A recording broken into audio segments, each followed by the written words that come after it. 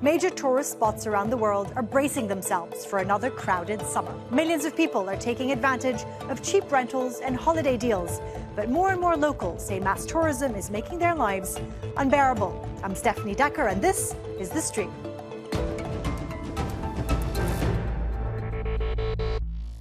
Go home! Refugees welcome! Okay. I said, amore, come to Venice. Not all the amore come to Venice. Too many amores in Venice. No, no.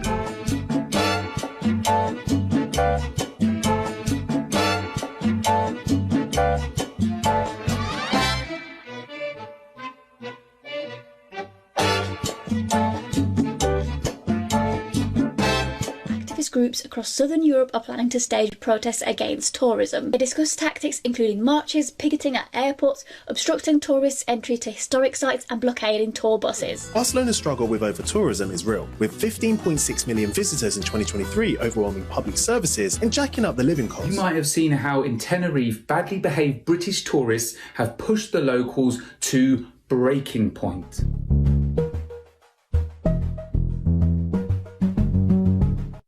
A vacation. Now, who doesn't like that idea? Well, the idea conjures up images of a relaxing trip to a beach town somewhere or visiting tourist hotspots in major cities. But what if those anticipated vacay photos come at the cost of the people living there? Well, there is a growing anti-tourism movement, especially in Western Europe, because of frustration with the economic and social disruptions caused by over-tourism. So, what makes a good tourism model, and is it possible to have a more balanced approach? To discuss this and more, I am joined by Sandra Carvao. She's the Director of Market Intelligence, Policies and Competitiveness at the World Tourism Organization. She joins us from Madrid.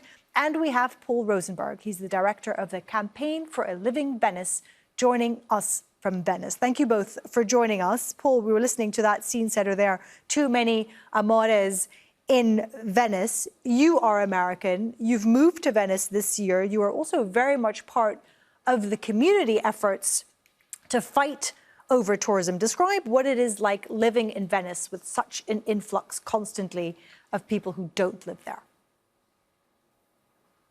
Well, it can be very challenging indeed on the days and the weekends when there are maybe 80 or 100,000 visitors that come into the city all at once.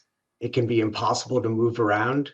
It can be impossible to do your shopping or get anywhere. And the public transportation becomes so crowded that it's very difficult for people who are just trying to get to work. So right away, just the crowded spaces in a city like Venice, full of people, can really cause a major disadvantage.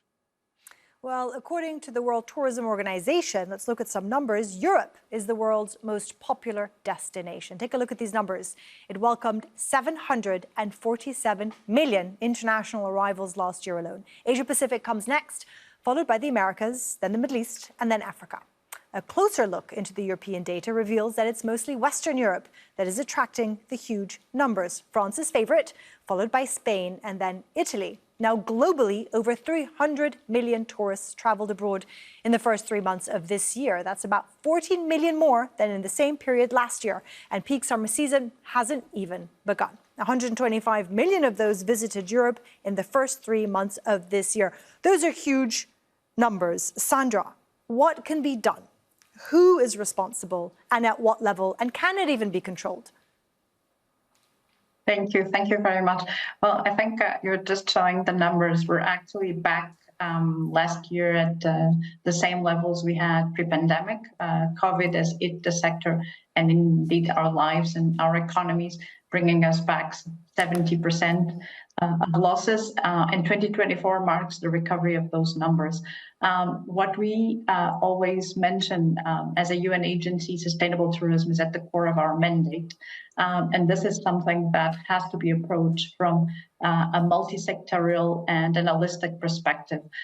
Many of the challenges, and you just mentioned the 3 most visited destinations worldwide, are a consequence of the fact that there is a significant congestion in specific times and in specific places.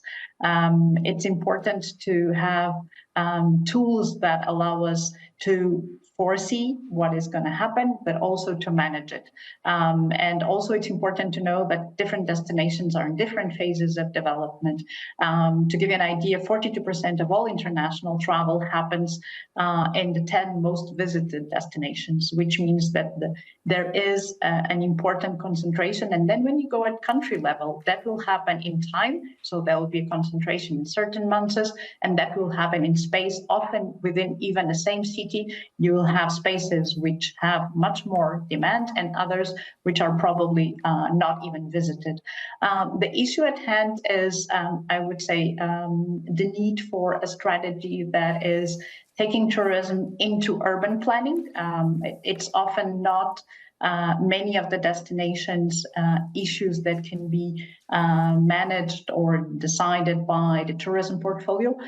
It is important because we are talking about, I would say, permanent visitors and temporary visitors, residents coming together. We're seeing more and more nomads moving into new destinations.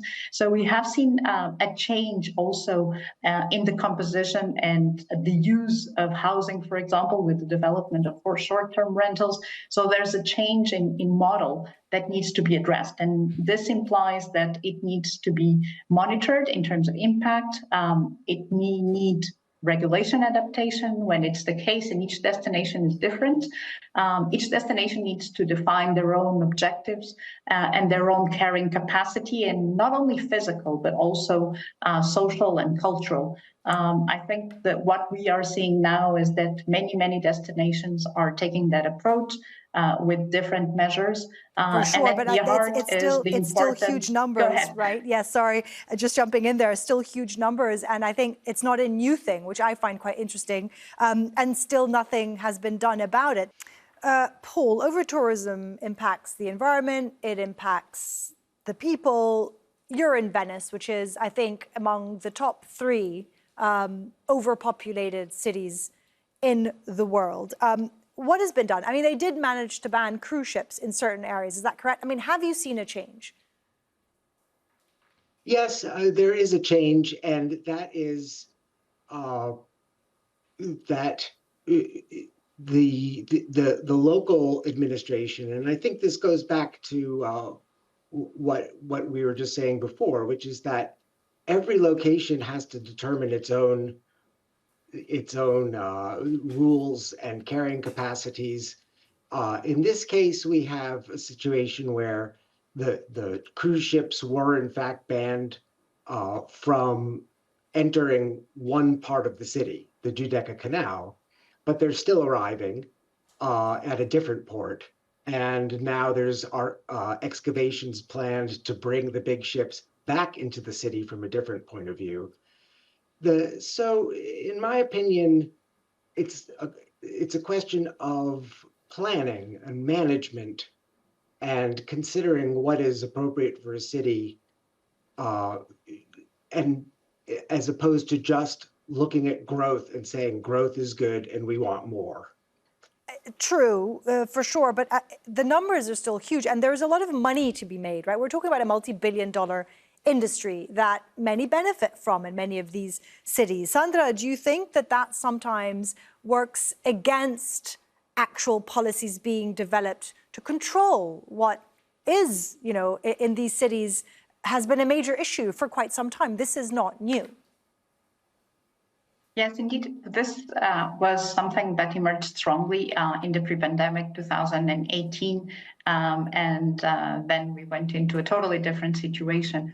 But to your point of the need to really take action, it is a process itself. It's not, I would say, something you can change overnight, because you cannot stop people from freely visiting a city as well. There's an important freedom that we need to keep in mind.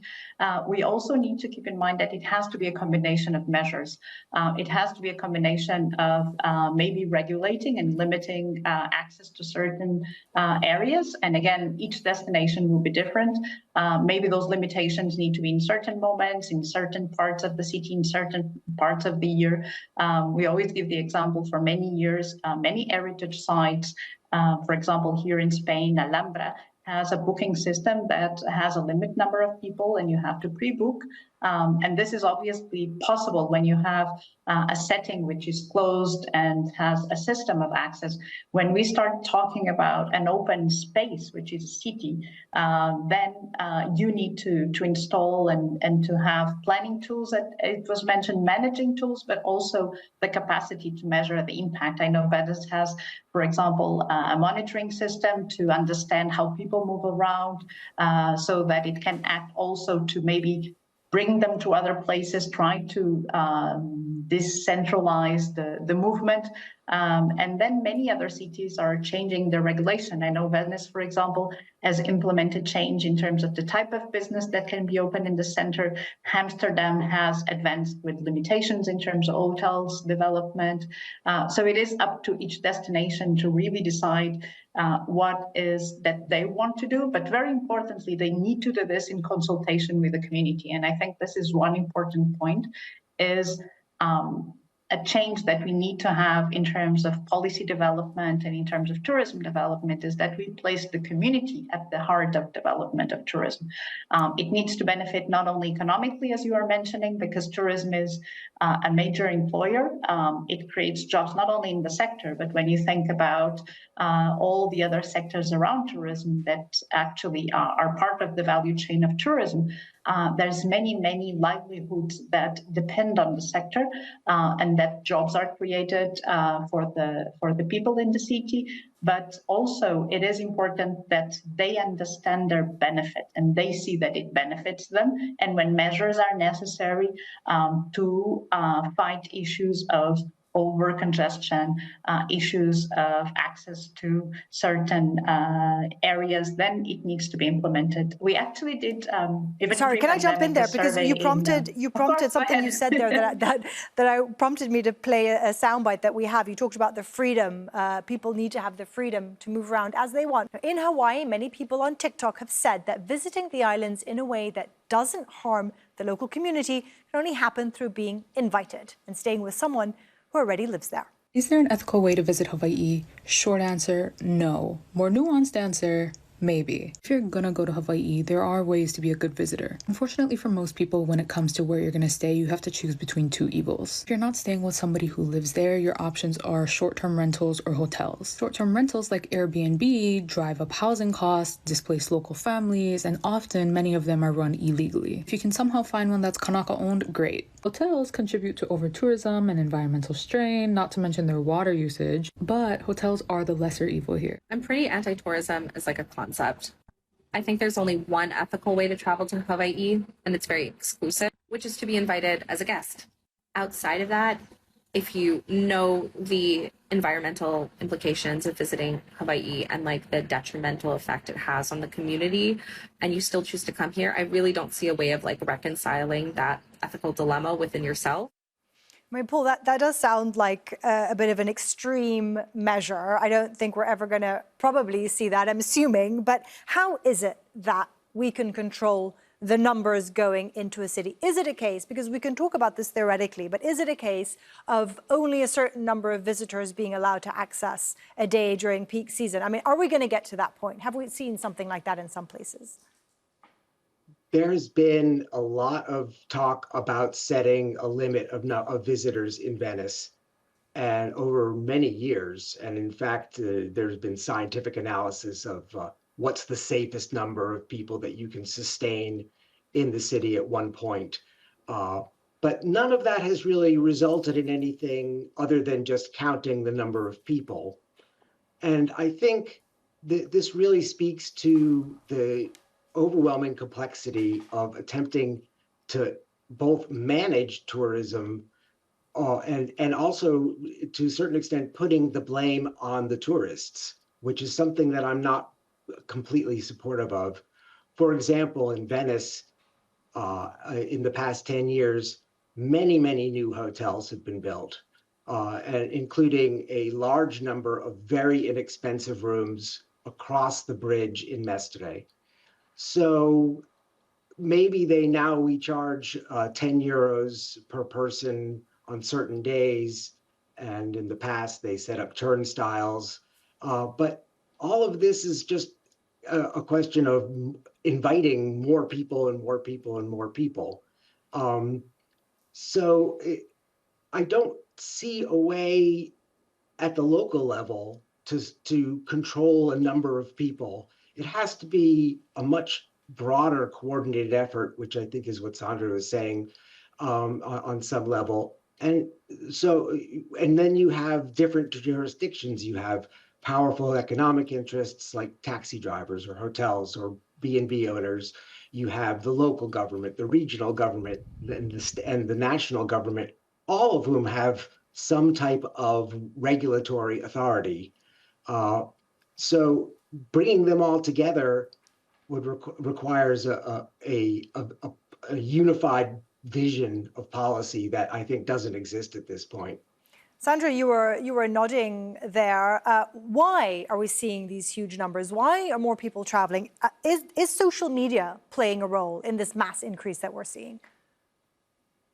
Well, I think there's been a natural increase in disposable income in the last years. There's also been a shift in terms of consumer spending.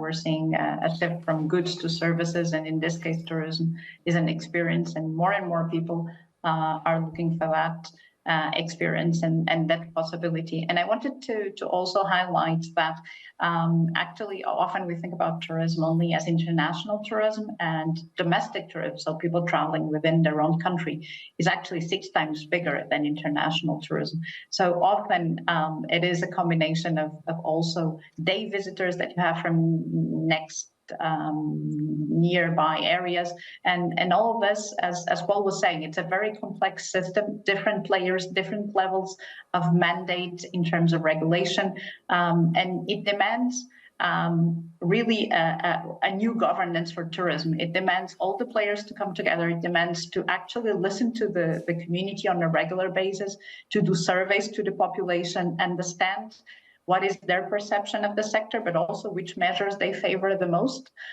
We did this survey back in 2019 in 15 cities, and only 12% of the people were in favor of limiting numbers. On the contrary, what they were asking is more regulation. They were asking for better planning. They were asking for better infrastructure, better management. And I think this is not a change that's easy. It's not going to be able to happen from one day to the other, because it needs to be something that everyone comes together, agrees on a vision, agrees on establishing what is the aim, and then implementing different measures by different areas of government. And again, when we think about any city, for example, the issue of transport, it's often an issue that is not in the hands of tourism administration. So if we don't have this holistic vision, it's many different players, isn't it, that have to come together. But we are seeing more protests. Portugal as well, Lisbon especially, people very unhappy with the mass tourism that has really unfolded there over the last couple of years. In contrary to that, I want to play a clip for you to look at, particularly you, Paul. I was in Italy during COVID, and it was completely empty. Florence was empty, Rome was empty. You can see me there in the main square in Florence. The Uffizi Museum opened, and Florentines were telling me it was the first time they had come back to visit their museum in their city in years. Some of them said 15 years, because it was impossible to access as a local. People feel very strongly about this. And at the time, the director of the museum told me, we need to do something. We've learned this now from COVID. Well, we're 4 years later, and still something concrete hasn't happened. So are we to take from that it's just a very difficult thing? Is it even possible to control? Well, I think that you raise an interesting point because certainly during COVID, Venice emptied out, and many people here dreamed that this would somehow change plans, and the administration would see how wonderful it was to have the city empty, and they wouldn't allow the big crowds to return in the same way. In fact, the contrary happened, which is that plans were made to bring even more people back. And I think this comes back to, why are there protests? Are people angry at tourists? I mean, you see, people spraying tourists with water guns. It's an expression, in my opinion, of popular frustration that really should be directed at the people who are in charge of the scenario, which would be local and regional and state governments, are the ones that have to, we talk about listening to the community, and I couldn't agree more. It has to start from the community level. But for example, here in Venice, quite the opposite has happened. The community has been literally shut out of the discussion. And I can't speak to other cities, but it leads to a tremendous amount of frustration. Sandra, just briefly, if tourism is regulated sustainably, it can bring benefits to the local community. It can bring benefits to the environment. I remember covering a story in Rwanda with gorillas, where it was done in such a way that it was bringing in a lot of money and it was really working. So why aren't we employing more of these kinds of organized tactics? Thank you. No, definitely. I think we're one of the major sectors in terms of employment. And also coming back to your video in your visit during COVID, one of the challenges in COVID for culture and for nature reserves and parks, for example, was the lack of income from tourism that is used for conservation.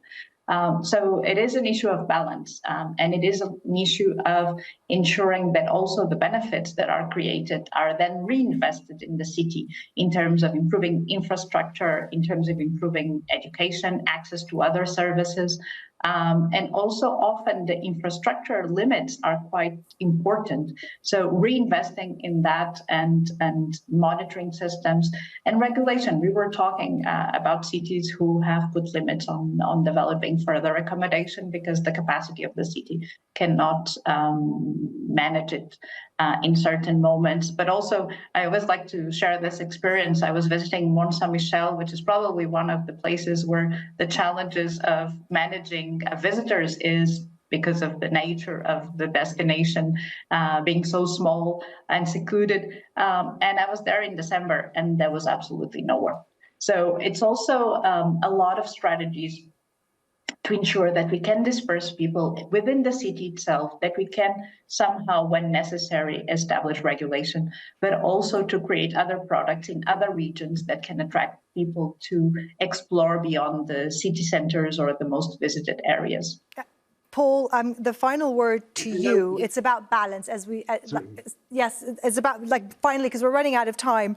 It's about balance. And I want to ask you briefly the message to tourists, because I think tourism etiquette also is something very important. People don't always respect the locals and the local communities when you do visit their homes. A final thought from you to the tourists that visit the local communities and how we should all travel. Well, I think that it's definitely incredibly important for people to understand the environment they're entering and what kind of city they're visiting. Venice is a great example of a place that is rather mysterious to a lot of people and is probably going to be maybe their once-in-a-lifetime visit to a place that looks very ancient and is very ancient, but at the same time is a modern city. And again, there has to be some coordinated effort to be able to inform people. Years ago, there was a campaign by the local government, Respect, Enjoy Venice. But respect Venice, what does it really mean? You know, when I come as a tourist and with my wife, and we went looking for shops that were locally owned, hotels that are locally owned, and this took a lot of effort. And it's, I had an advantage because I know people So I think it takes a lot of governmental planning, really, and a lot of thoughtful management to inform people in the first place about where they're going and what their impact might be. And of course, it is also a very personal responsibility on us when we travel to keep all that in mind. Sandra and Paul, thank you so very much for joining us today. And thank you all for tuning in. If you have a comment about our show, reach out to us on social media. This is also your show, and we're always open to your suggestions. Use the hashtag or the handle AJStream, and we will look into it. Thanks for being part of the conversation, and I'll see you soon.